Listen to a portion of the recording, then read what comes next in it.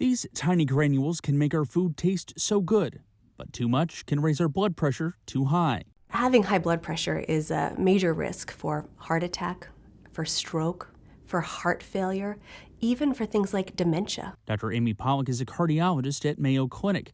She says cutting salt at the dinner table or when going out to eat can reduce our blood pressure by up to 10 points. Or even if you go out to eat and someone's preparing your food, just ask them, hey, don't add any salt to my food, please. And when you cook, try more herbs and spices to replace salt. It takes a while to reset your taste buds to get used to that lower salt diet, but you can really make up for any flavor deficits by using more spices or more herbs. Maintaining a healthy weight or losing weight can also help lower your blood pressure.